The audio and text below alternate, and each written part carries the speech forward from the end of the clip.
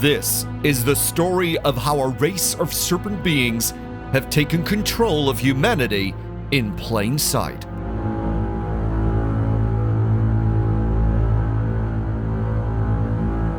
This is a tale that spans thousands of years and has been the root cause of all the major religions on the planet.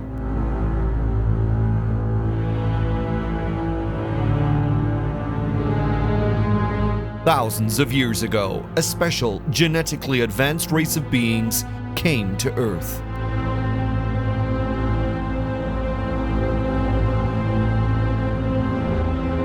They were seen as gods by primitive man and worshipped.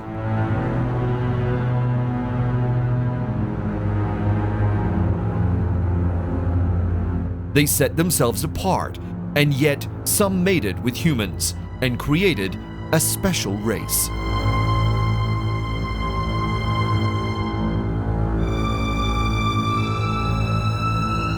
When the elders departed, this hybrid species remained and taught mankind.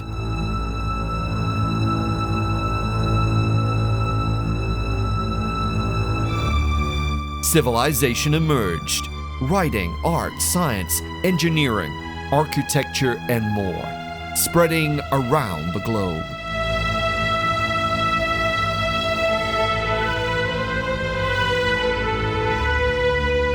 The human race that had been happy for tens of thousands of years to hunt and gather now built massive pyramids, cultivated the land, forged steel, and eventually held tiny computers in their hands that enabled them to communicate around the world instantly and discover knowledge with the swipe of a finger.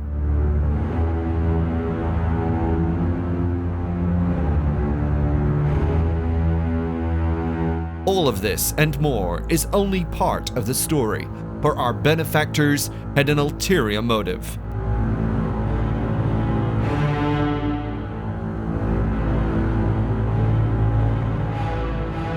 They took control of our minds and hearts.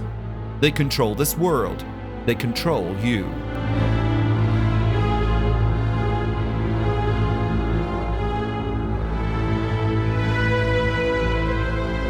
From the moment you are born, you are numbered and moved through a process to feed their machine.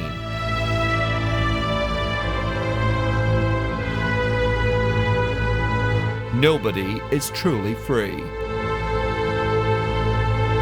We are all working for the masters.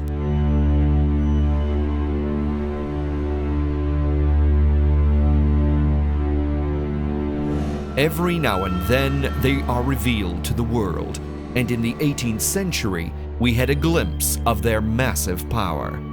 We know them as the Illuminati.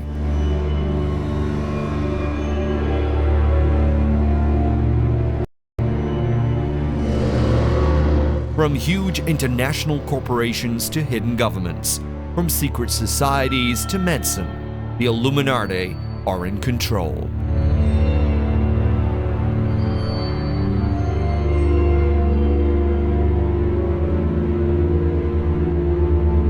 They spread lies to cover up their real identities, but they are hidden in the golden thread of history, and we can reveal them and their schemes.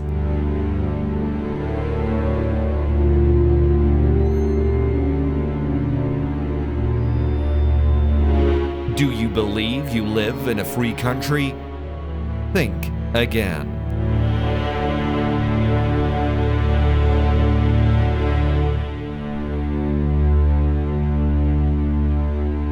Thousands of years ago, in a place we now call Sumeria, the ancient gods came down from the sky.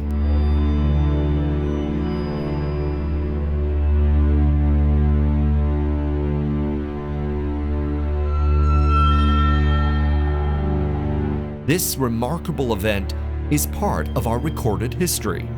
We are told these stories as fables, legends, myths, and yet they are part of written history that also includes trade agreements, laws, and lineages.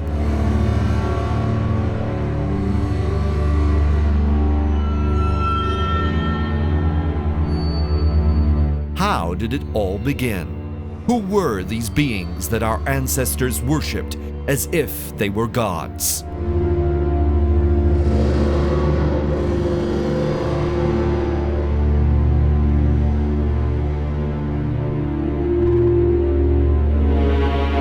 Zecharia Sitchin, in his book The Stairway to Heaven, stated, "The Akkadians called their predecessors Sumerians and spoke of the land of Sumer.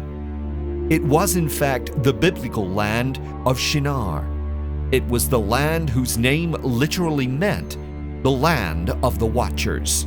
It was indeed the Egyptian Te Neter, land of the Watchers, the land from which gods had come to Egypt."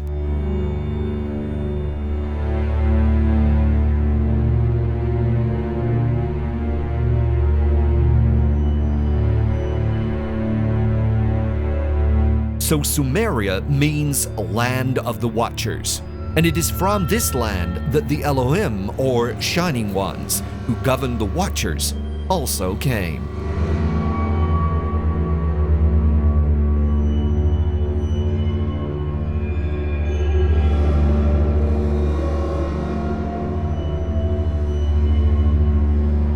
In The Origin of Consciousness, in the breakdown of the bicameral mind, Julian Jaynes tells us something interesting about these governing gods. Throughout Mesopotamia, from the earliest times of Sumer and Akkad, all lands were owned by gods, and men were their slaves. Of this, the cuneiform texts leave no doubt whatsoever.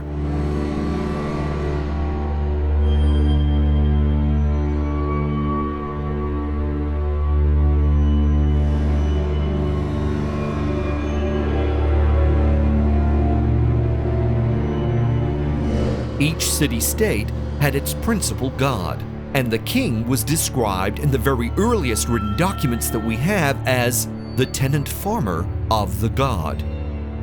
All lands were owned by gods, and men were their slaves.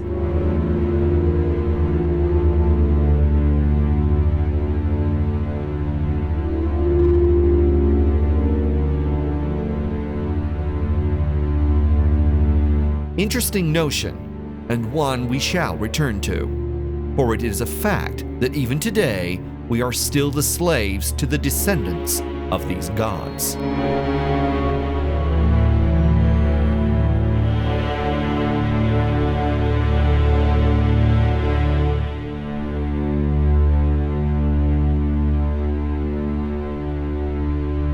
We need to take a look at these Elohim for a moment to find out who these gods were that supposedly enslaved men and were in charge of the Watchers.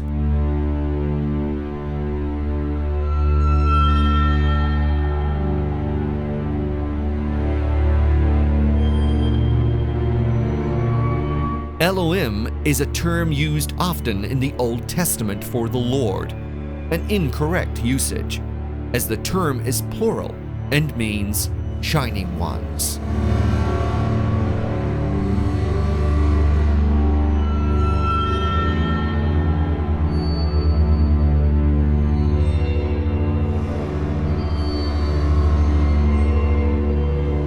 We can see this plurality in the text from Genesis 1:26.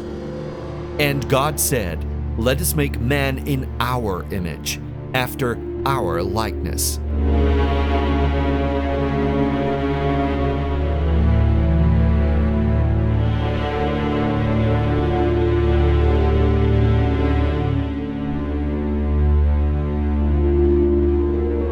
And again in Genesis 6:2, "The sons of God saw the daughters of men that they were fair." This term, sons of God, is literally sons of gods, and comes from Ben Ha Elohim, sons of the Shining Ones.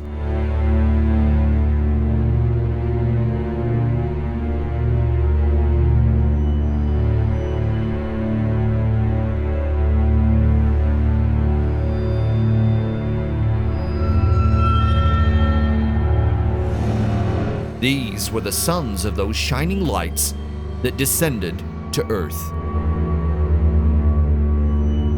There is in fact strong evidence in our language that these shining ones spread out across the world. The Sumerian word El means simply bright or shining. The Old Irish Elil means shining. Old Cornish El means shining. Elf means shining, and hence we have elves as tall, mysterious, angelic beings. The Inca term La is bright or to shine. The Babylonian Elu is to shine. This itself reveals the vast spread of these sons of God or shining ones, the lights from the sky, and their influence to this day in all our cultures.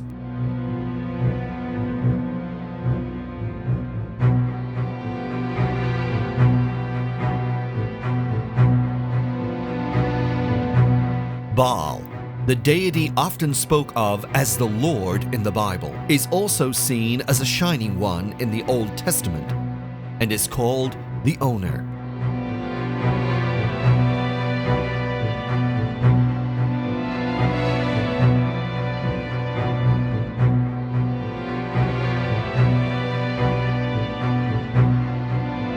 At that time, there were many owners or shining ones. In fact, there was one for each village, as if each gathering of humanity needed watching over and controlling. To the Hebrews, the Elohim were nature divinities from ancient Sumerian times.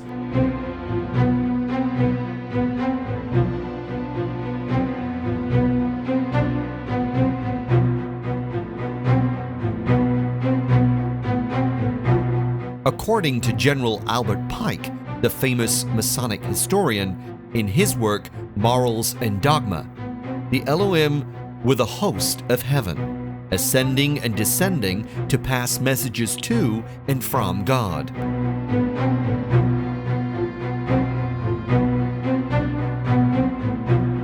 This is our history.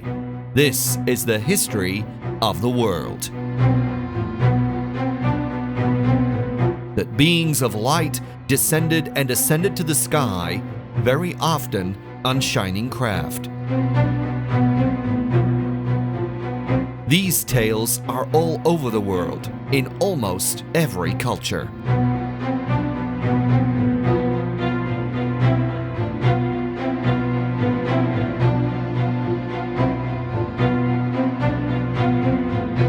Some of the shining ones were termed watchers and are akin to the angels of the Lord. Yahweh Elohim means simply leader of the shining ones. The great God of Christianity, Judaism, and Islam is in fact the leader of the lights that descended from the sky. The leader of the massive invasion force that enslaved humanity.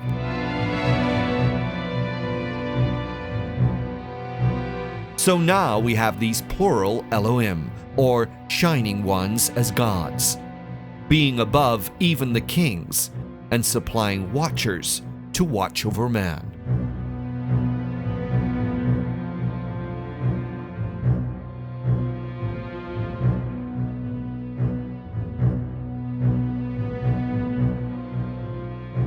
These watchers also appear in Egypt as the pantheon of gods. The Egyptian Tar-Net-Er is a name for the gods and means guardian or watcher. Tar-Net-Er is also the name for the Red Sea Straits, which connected Mesopotamia and Egypt and is known as the place of the gods.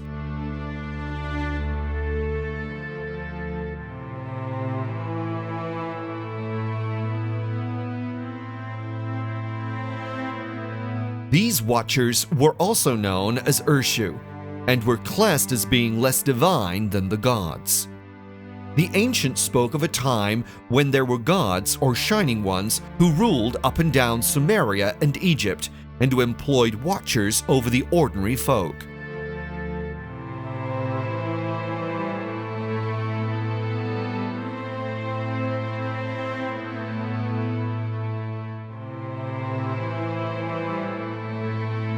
In the same way a pharaoh of Egypt was a god on earth, so too priests of the Elohim were the shining lights on earth. This history is where the popular film and TV series Stargate originates. So, even in ancient Egypt, by the time of the writing of the Book of the Dead, there was confusion.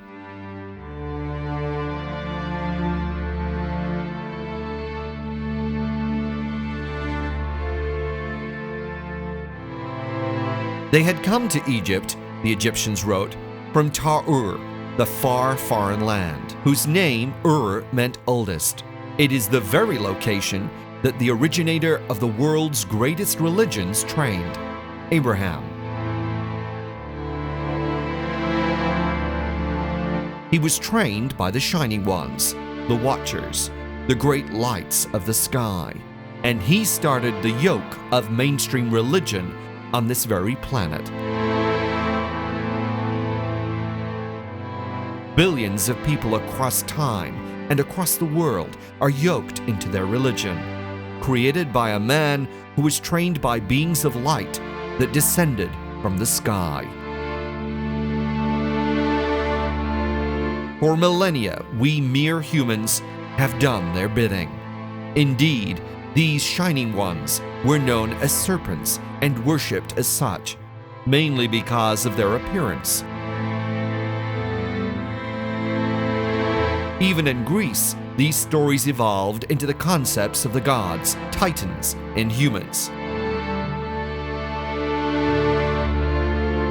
Gods mating with humanity who were their slaves. All the gods have links, symbols, and attributes of the serpents.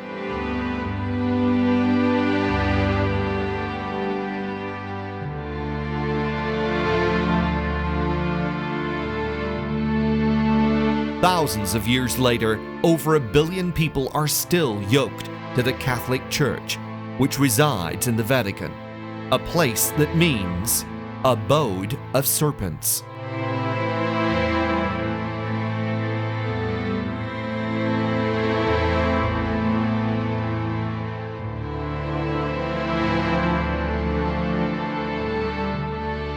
On the other side of the world, it appears these shining ones and watchers also descended.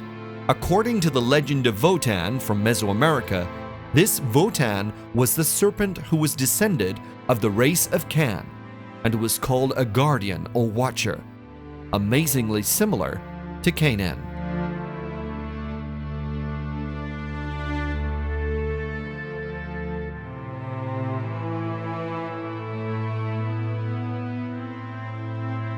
These Canaanites are implicated in many places, revolving around the Shining Ones and the original serpent priests.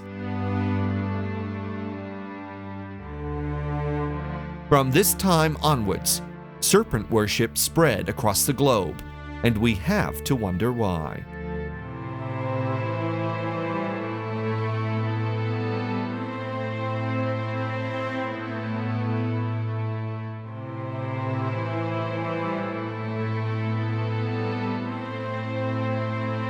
The serpent was known in the language of Canaan variously as Ub, Ab, Ob, Ob, Oph, Up, Eph, Ev. In the Mayan language, Can also means serpent, as in Kukulkan, the bird serpent, and just as in the ancient Sumerian, Akan and the Scottish Can for serpent, which is where we get the word canny, like the wise snake.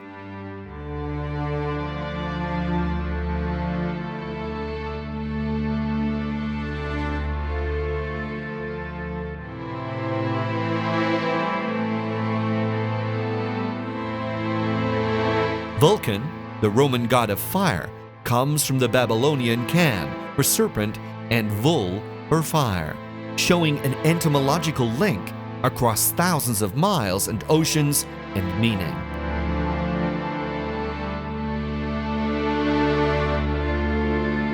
Therefore, that Vulcan is the shining serpent.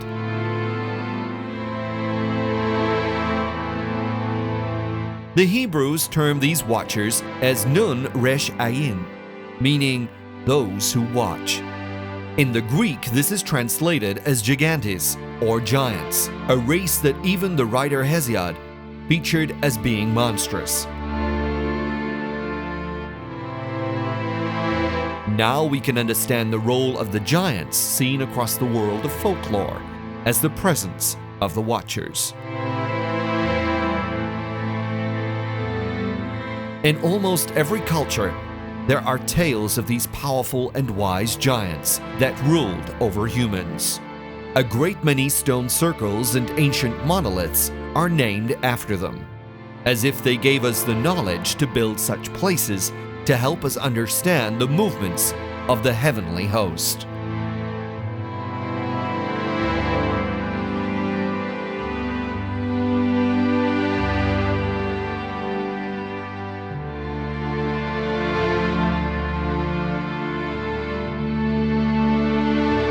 The biblical scribe Enoch even gives us the names of these watchers.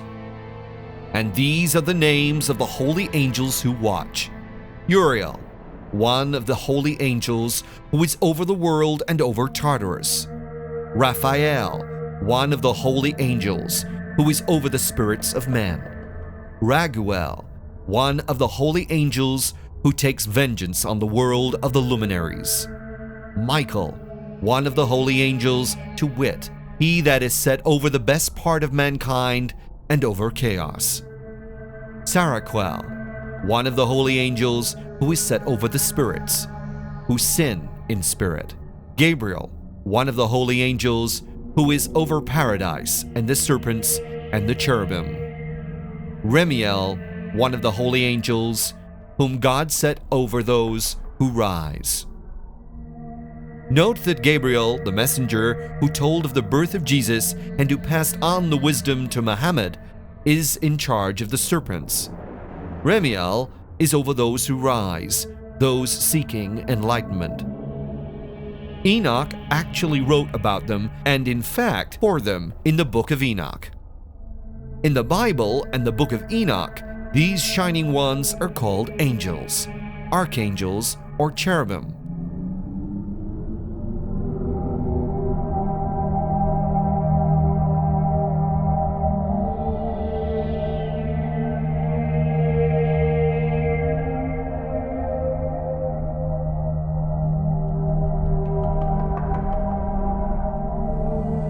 In the Bible, we do not find angels with wings. There are no original stories of them being supernatural. They are, in fact, quite ordinary. It is always Gabriel who informs the people of a coming special birth. A doctor, maybe, involved in what many say was the hybridization of the human race with aliens.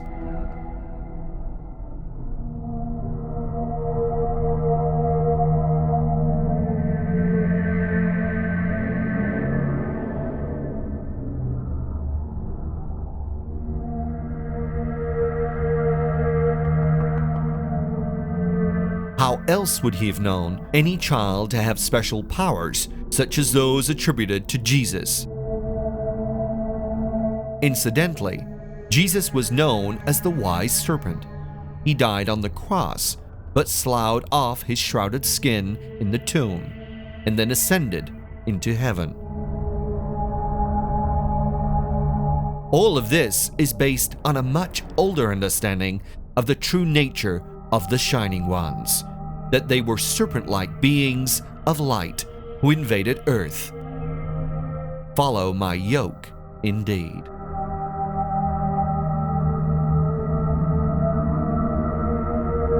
Michael is the warrior and protector, accompanied by angels wielding fiery swords.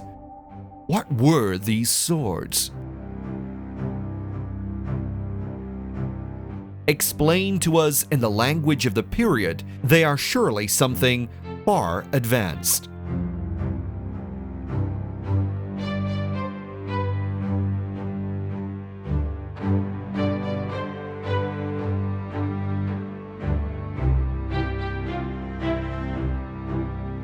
Each and every one of them has their own specific duty.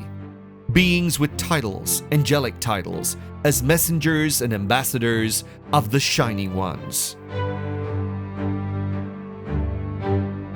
The title cherubim means exiles and could be an indication of the origins of the angels, exiled from their homeland or even planet.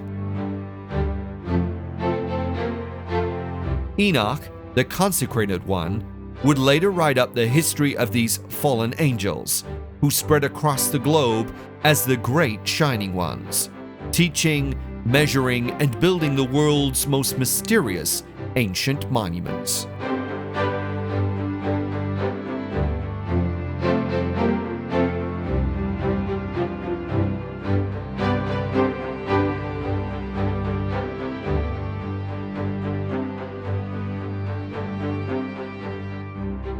Of course, we must not forget the seraphim of Numbers 21:6 and elsewhere. These mystical beings have hands, a face, legs, and great powers from God, because they are in the light. They have symbolic wings, meaning they could fly. Their name means Shining Ones or fiery serpents. They are enlightened beings.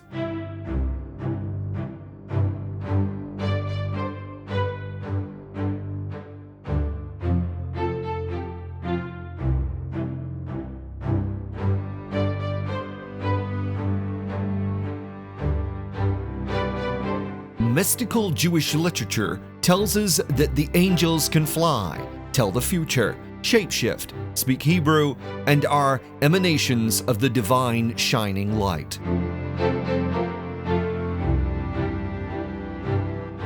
If these are not attributes of extraterrestrials, then what is?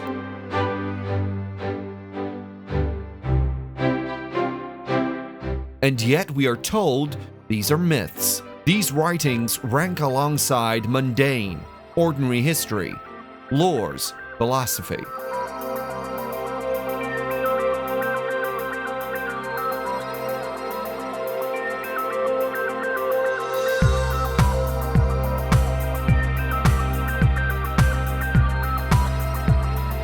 We are told by Enoch about the Nephilim, or Watchers.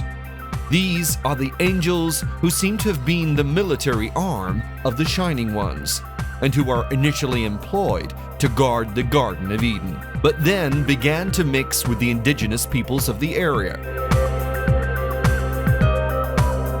From this union, a hybrid race was produced, a race of giants.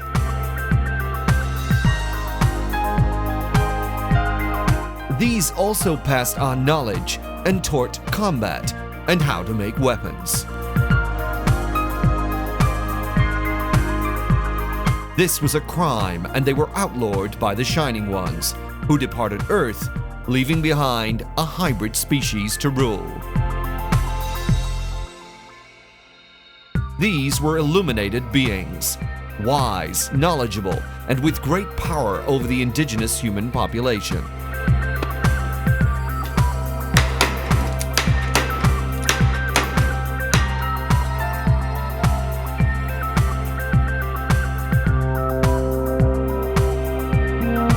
They were the new gods among men. They were worshipped and held in high esteem. Their bloodlines would become the rulers, kings, and queens, pharaohs and high priests, wizards, and magi.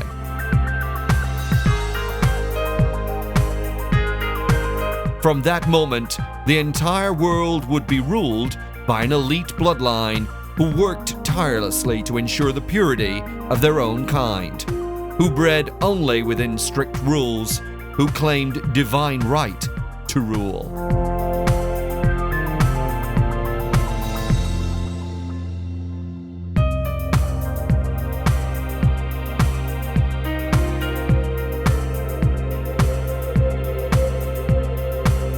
Thousands of years later, nothing has changed. Hundreds of royals across the world still hold the vast majority of the wealth and power. The same families run the institutions such as the civil service, They own and monitor the vast majority of the world's media, power companies, arms manufacturers, chemical plants, petrol producers, and more.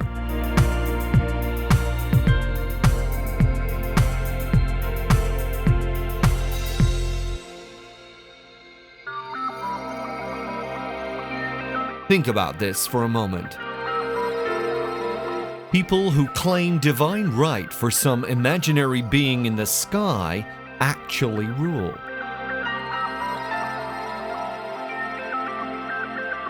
Even in so-called Republican states, the leaders are chosen, not by the people, but by those in power.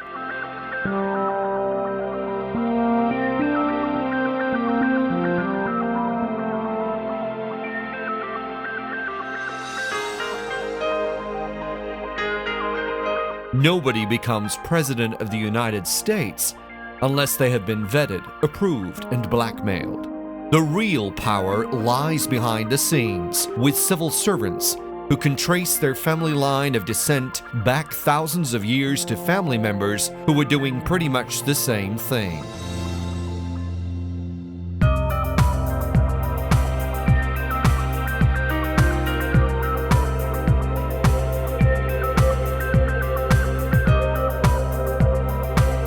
All the great religions originate in the same historical tales of great lights that descended to earth, taught the humans, brought them out of the dark ages, bred with them, and established rulers and priests. Using propaganda, mind control, and even force, humans were treated like sheep and told to believe and behave.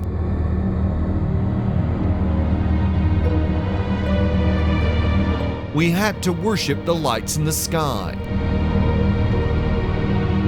We had to bow to their representatives on earth. And we had to pay the priest for the privilege of doing so.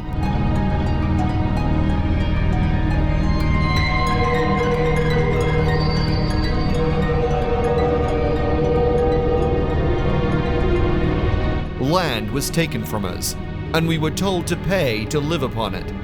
To pay, we had to work every waking moment. Then we had to pay taxes to the relatives of the rulers and priests in government, who made laws to keep us controlled.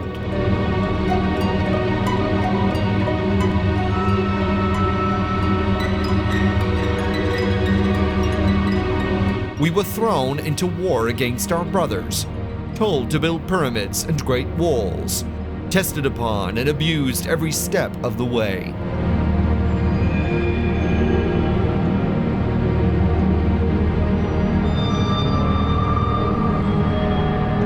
If any of this is sounding familiar, it is simply because absolutely nothing has changed.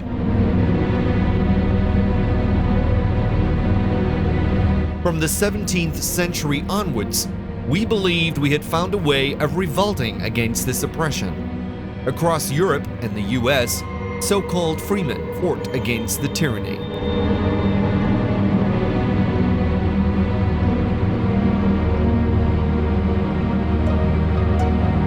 And yet, the fact is this: the rulers had people in both camps. The US War of Independence, for instance, was led by men on both sides who were members of the Freemasonic lodges, who were often themselves descendants of royal stock.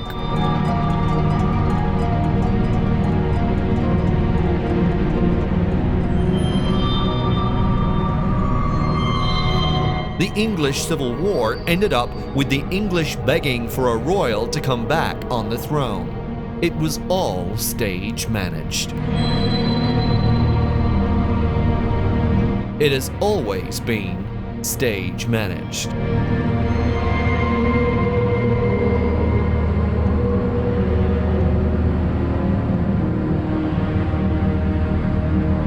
The First and Second World Wars changed the political map of Europe, and yet the royals and religions remain. Power cleverly shifts around, but always at the very top, the same families run the world.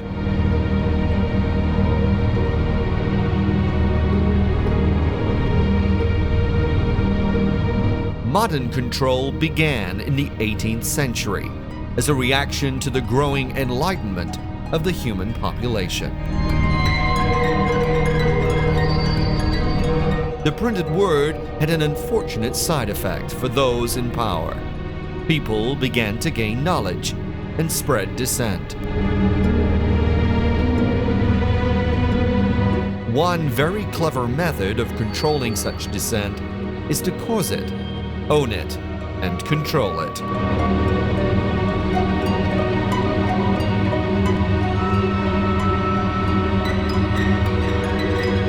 Create your very own group that seemingly goes against the status quo.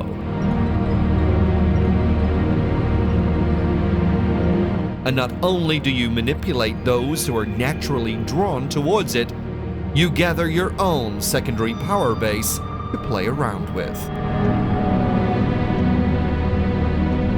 One sure way of winning any game is to own both sides.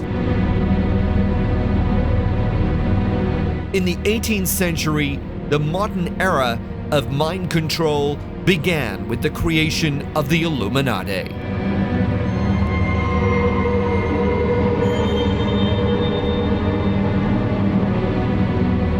The very name itself must remind us of the very fact that those who originally came to Earth were the illuminated ones.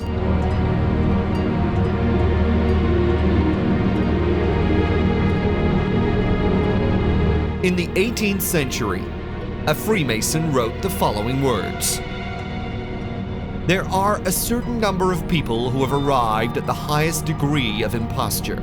They have conceived the project of reigning over opinions and of conquering not kingdoms, not provinces, but the human mind. This project is gigantic and has something of madness in it, which causes neither alarm nor uneasiness.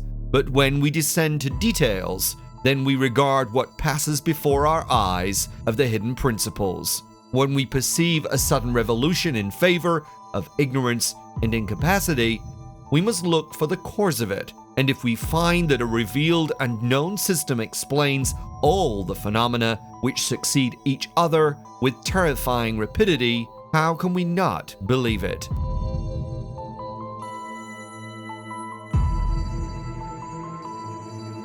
Standard history tells us that they were started by Jean Adam Weishaupt, the founder of the Order of the Illuminati.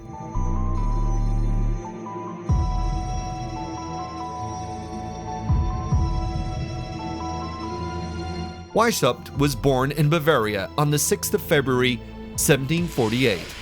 His father, Baron Ingstadt, was a professor of the University of Ingolstadt, having married the niece of the curator.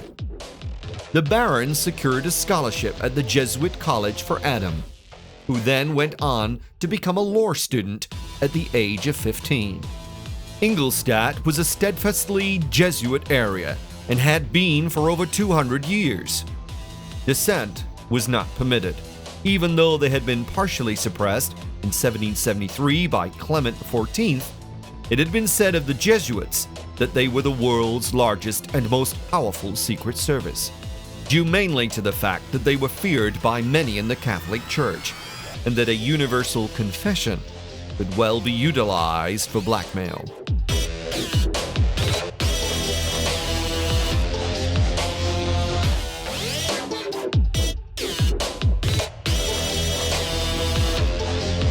According to a converted nun, the Jesuits offer the world at large a system of theology by which every law, divine or human, may be broken with impunity, and by which the very bulls of popes may be defied. It is a ghastly religion. It is a religion to be abhorred by all honest and honorable men.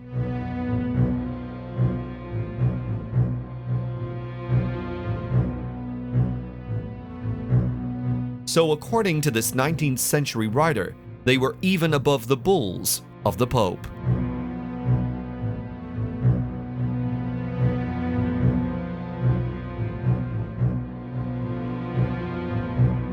Edwin A. Sherman, an American Freemason, also writing in the 19th century, stated, "The Jesuits laugh at us. and during their hilarity, the rattlesnake is coiled at our feet, climbing to strike us in the heart.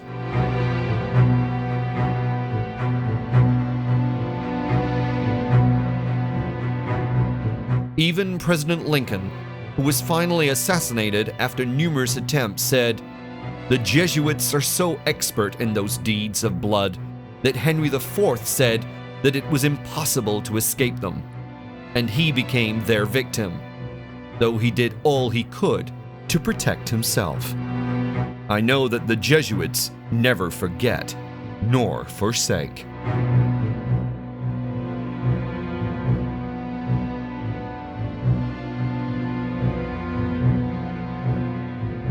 It seems like a peculiar world that the Jesuits inhabit.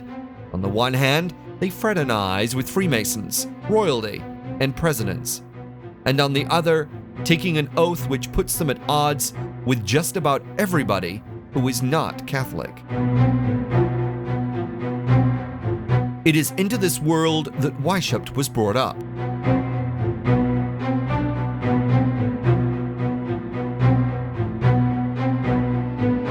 By 1775, Weishaupt was professor of canon law at Ingolstadt, and it was in this year he or somebody else to form a plan of an association of which he would head. This association would oppose the forces of superstition and lies, or in other words, religion.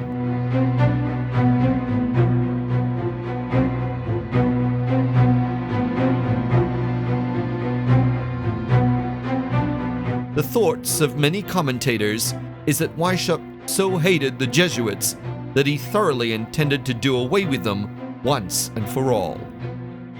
The truth is that Weishaupt was in fact trained by the Jesuits for the purpose of raising a worldwide army of spies who would constantly feed back information from their own enemies. The information that the Jesuits could not get anymore through their confessions.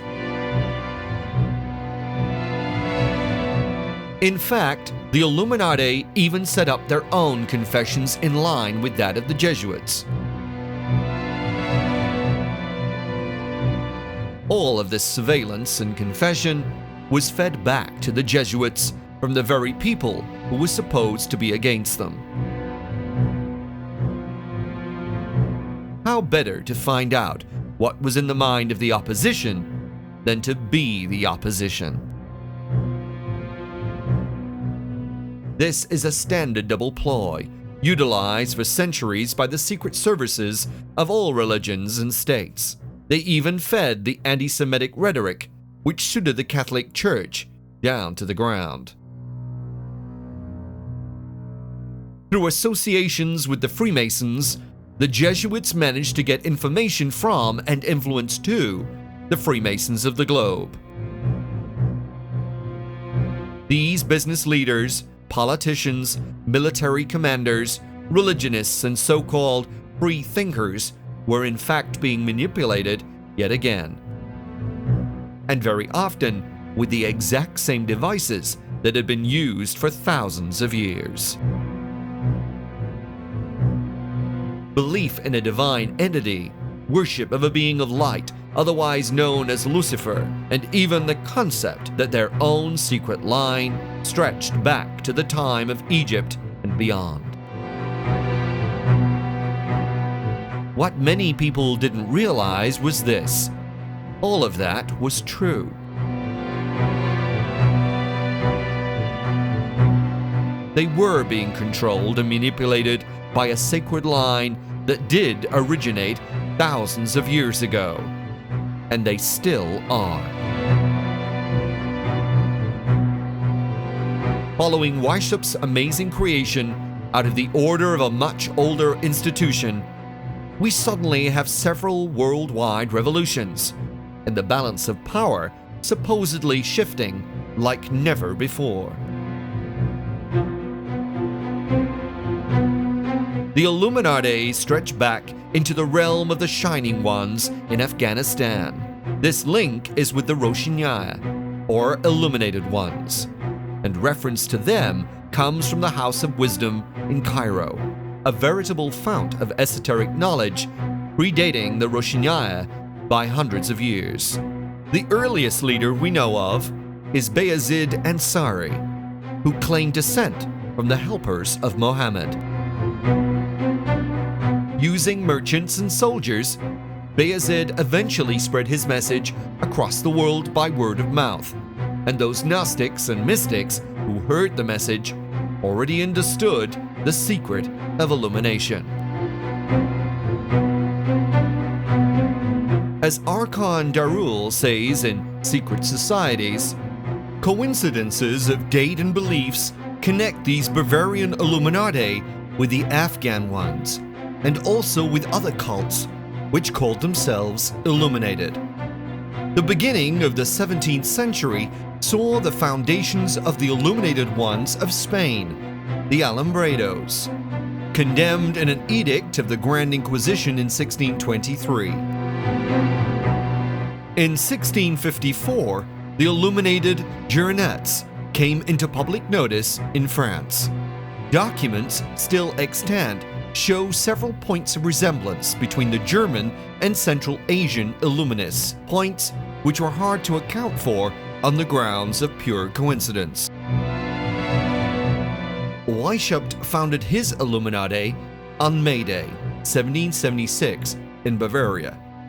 He called himself Brother Spartacus, as if mimicking the rebellion from within. There was no democratic leadership, no voting, no equality. The Illuminati was led by clever and powerful people. Very quickly, it set about creating an international network of spies and counter-spies. They set up in cells, with each cell having a secret superior. The structure was closed, with lower levels having no idea who was above them. Weishaupt then targeted the Freemasons and was initiated into the Munich Lodge in 1777. He attempted to reform them, and when this failed, he began recruitment drives within their own lodges.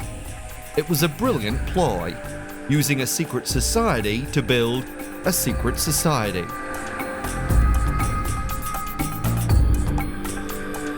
His stated goal was to perfect human nature through education.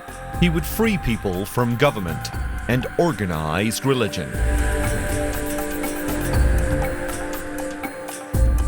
In this way, Weishaupt grew his Illuminati rapidly and drew in those who were seen by government and religious leaders as trouble.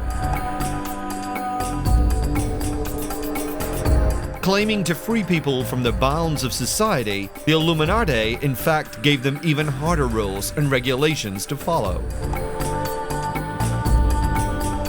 Even their reading literature was prescribed. This was not enlightenment or freedom. This was control of the mind under a veil. Indeed, independent thought and action was forbidden by the rules of the order. Enlightenment, they said, would only take place under the guide of the superior. But he didn't stop there. In fact, he received the financial assistance of Duke Ernest II of Saxe-Gotha-Altenburg, where he lived and wrote works on Illuminism. The very royal and religionist-style leader the Illuminati were supposedly against actually funded them. And yet, we are told it was disbanded. We are supposed to believe that thousands of people across Europe suddenly stopped attending Illuminati meetings, that they just gave up.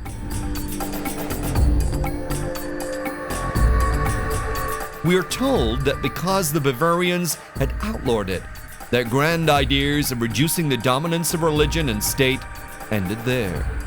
And yet, even in 1798, there were rumblings that they had not died.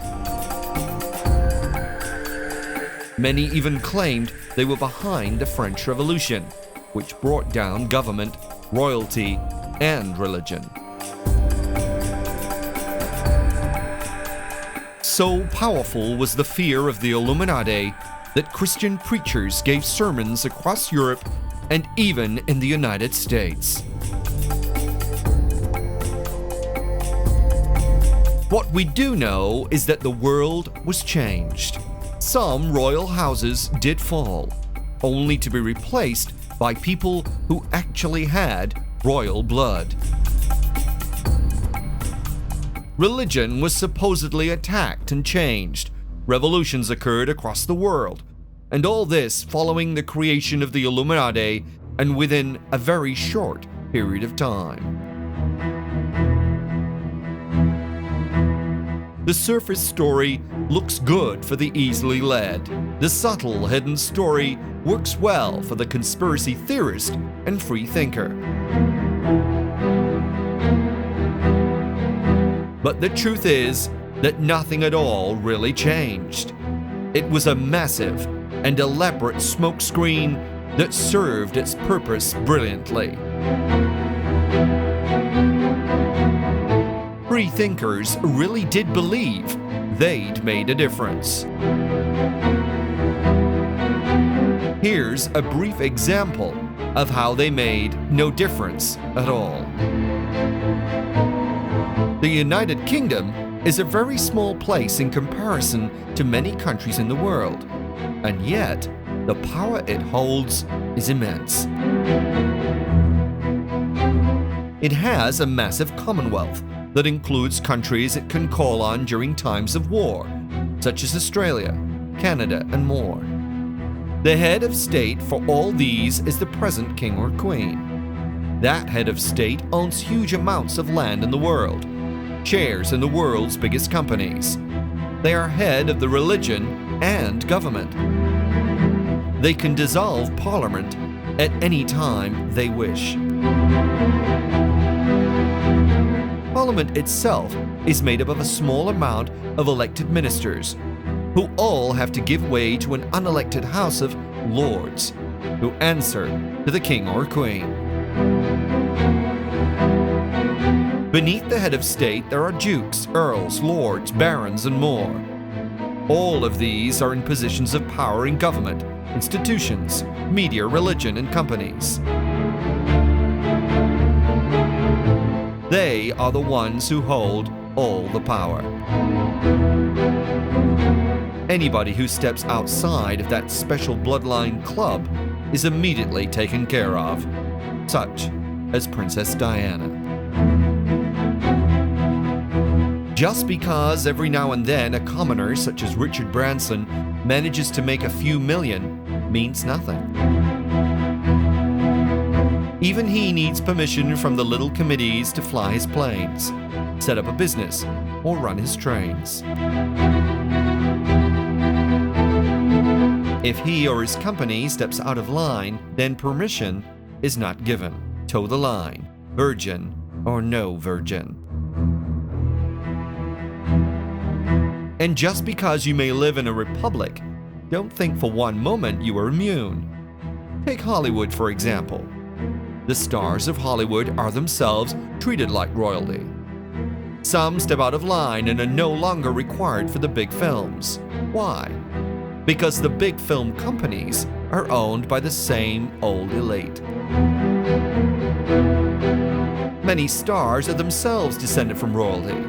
U.S. comedian Ellen DeGeneres is 15th cousin to Princess Kate Middleton.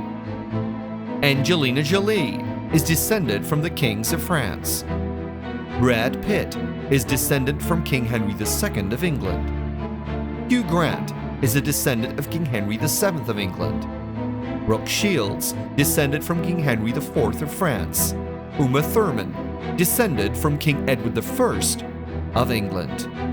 In fact, the list is extensive, and if we take this further and look at the many executives of film, distribution, and studios, then we find a similar story. In the UK, the story is the same. The world-famous BBC is run by several committees, all of which are populated by the same old boys club that sit in the House of so-called Lords. And and were educated by one of those inbred institutions, such as Eden. All of these people own land, buildings, companies. They run all of the institutions, such as the religions, the major charities, the arms companies, chemical giants, media outlets, police, military, and more. They even control access to stately homes, castles, and places of historical importance. On top of all this, the hidden wealth of these people of the bloodline is enormous. Hidden beneath the Vatican is a treasure trove that could solve all of Africa's problems. The British royal family have so much art, jewelry, and antiques that the world's financial problems could be solved. Add up all the other royal families of the world, the barons and earls, the distant relatives and friends, and you have a staggering wealth in hidden gems. Between the royals, religions, and so-called secret societies of the world, we have much more than just wealth. We have power so vast, it is almost unimaginable. And all of these are part of the very same bloodline that thousands of years ago spawned planet Earth from the beings of light that descended to enslave us.